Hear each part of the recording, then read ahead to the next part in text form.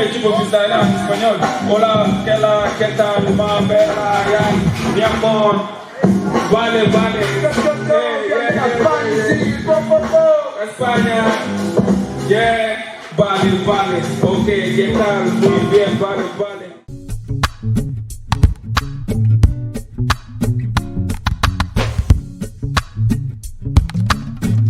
Asalaamaaleykum gars yi comme ni leen ko waxee woon léegi ñoo ngi fii tey Douta Seck tey mardi 20 mai 2025 ñu ñëw ci festival 15e édition festival graffiti ñu fekk fi suñu grand suñu mag ci at ak suñu mag ci liggéey bi voilà nekk un grand hip-hopeur nekk initiateur u festival bi ñu war a def benn entretien bu ndaw ak moom dañ koy bàyyi mu présenté wu après ñu am ay laaj yu ndaw ñu ko laaj salaamaaleykum grand ñu ngi lay ziar di wax nga ñu présenté wu waat nuyu suñu mbokku internautes yi. maa bañ di ma présenté lu tax may présenté pour la.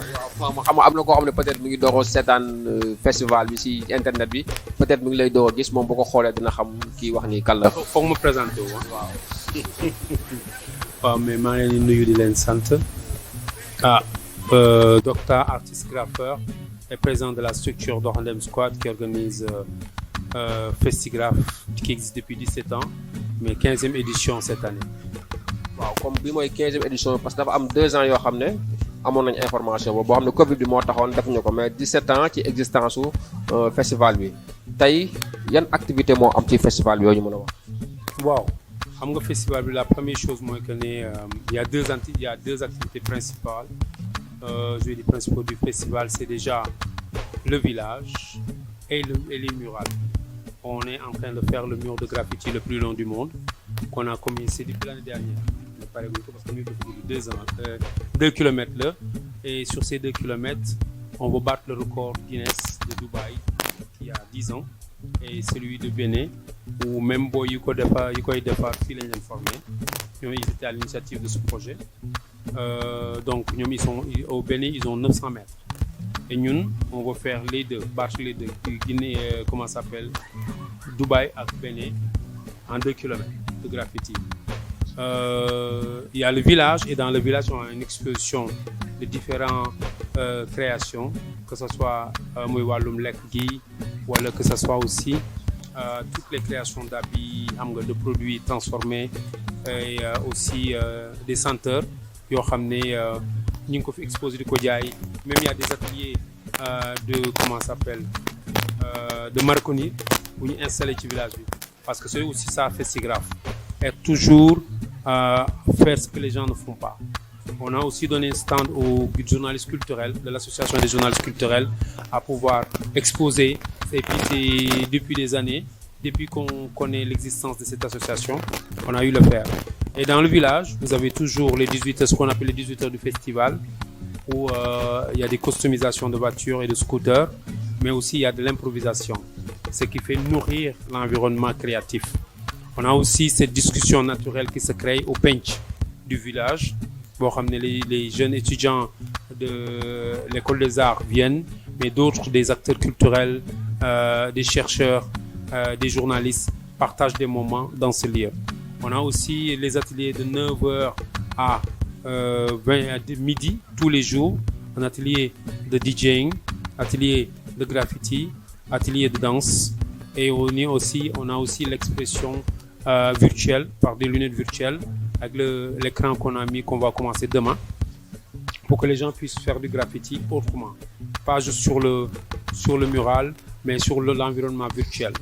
Donc on a aussi un débat qu'on a fait avec les journalistes culturels hier ce que l'apport du journaliste culturel dans le développement de carrière de l'artiste ou de l'acteur culturel et pareillement le contenu que donne l'acteur culturel aux journalistes pour qu'ils puissent s'informer, le traiter, le diffuser et aussi la communion des pays africains ou des acteurs, des graffeurs mondiaux qui se sont retrouvés au Sénégal pour pouvoir partager leur vécu avec d'autres artistes qui ont débuté ou ils ont plus d'expérience.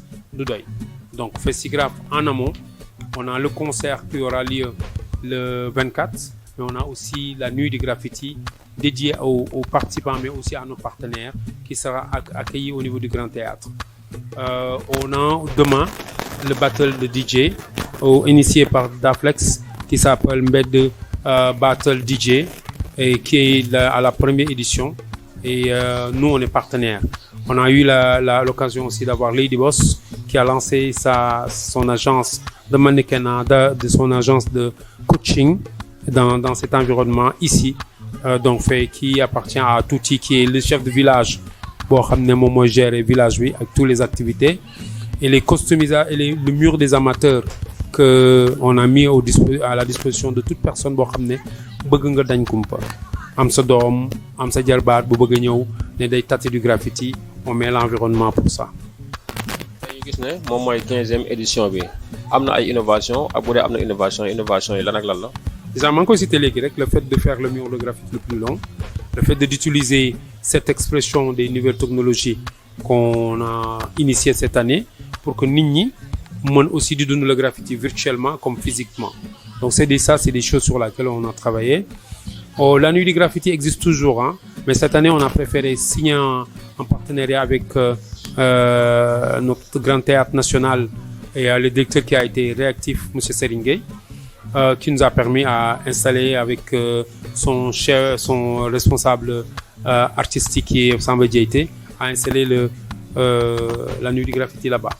Et aussi cet environnement où les gens prennent le temps d'échanger autour de la culture, autour de la création, avec les journalistes culturels ou hormis même la présence de Dr Massamba Gueye de Kër Leyti qui est presque tous les jours avec nous. Le fait d'échanger avec lui et tout le monde connaît son impact sur le comportement et sur les valeurs que nous incarnons. C'est important pour nous que ça soit pérenne dans Festigraph et c'est des choses innovantes, mais c'est des choses que nous parce qu'on a l'habitude de le faire, des fois chez des gens, chez nous les artistes on trouve que on le fait tout le temps, mais celui qui n'a jamais participé à ça, c'est particulier pour lui de pouvoir rencontrer les gars qui sont en train de faire ce challenge, mettre la lumière sur le Sénégal à travers le graffiti, et d'autres aussi qui n'ont jamais touché la bombe de peinture et l'occasion de passer par l'acquisition de la bombe et d'aller sur le mur des amateurs, comme celui qui ne veut pas se salir, mais qui veut découvrir aussi le graffiti autrement à travers les nouvelles technologies. maa ngi bëggoon ñëw ci partenaires yi sànq avancé nga ci Grand Théâtre seen partenaire la am ngeen ay partenaires ak ñan ak ñan la.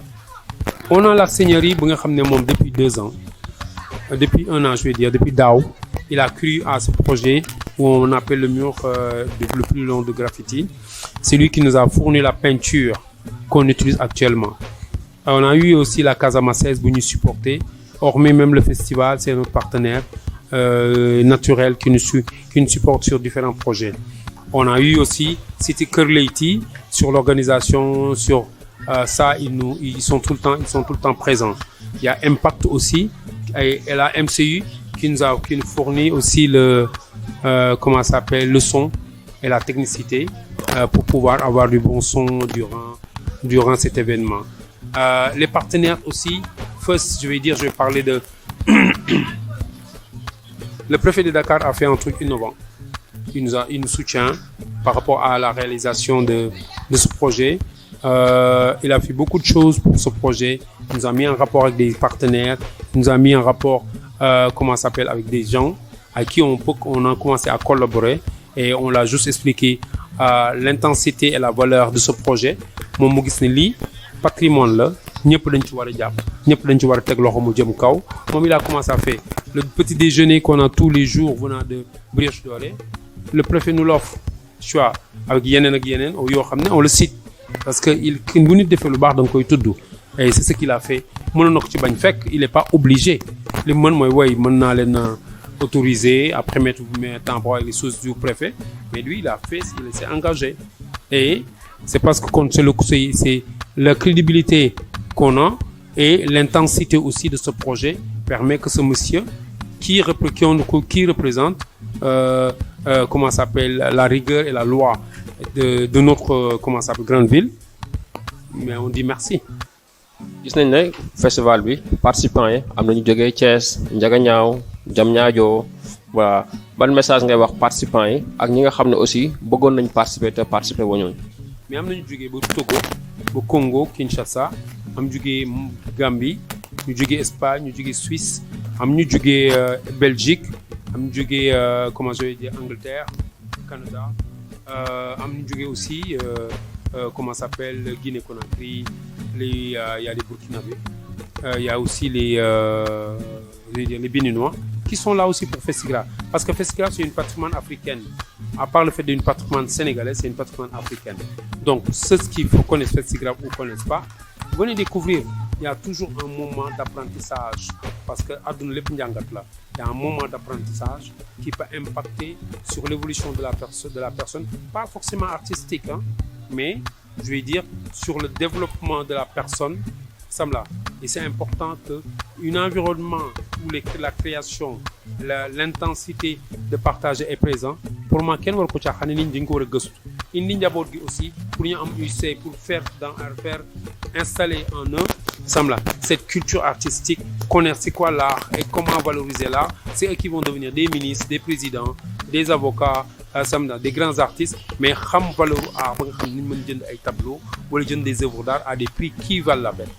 Donc pour nous ñi fi ñëwul ñëw leen découvrir ñi fi ñëw je peux espérer qu'ils sont en train de partager et d'apprendre à travers ce communion naturelle bi am. gis nañ ne thème festival bi mooy nel déet ah. taxaw na déet pourquoi taxaw na déet.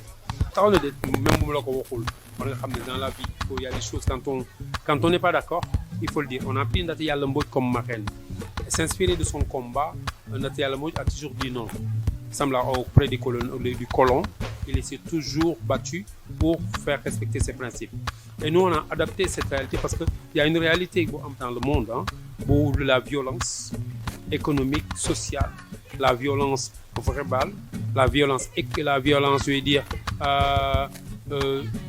morale. Il y a beaucoup de formes de violence. Nous, on a dit non à toutes ces formes de violence, mais non à la soumission, non à la dépendance, et non aussi à l'attentiste. Donc, il y a énormément que taxaw na déet pour mën a bumax. Donc, nous, on l'a mis dans ce grand cadre. Parce que sur le travail, quand on a travaillé sur le projet et on a voulu avoir toujours une icône de notre pays, de notre nation ou de notre continent, on a pris la reine Ndaté Yalla Mbodj, mais on a travaillé avec M. Massamba Gueye pour pouvoir définir qu'est-ce qui représentait cette grande dame à son temps, et quel impact il va avoir dans notre société quand on prendra son exemple ou quand on va apprendre son combat qui était Taxaw na déet. Taxaw na déet est né et on en a fait le thème du festival.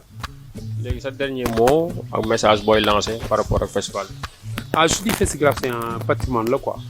Ça n'a jamais été pour une personne ou pour une entité. Une entité l'organise, mais pour la globalité. Donc, Yexilen, Festigra, il est là jusqu'au 25.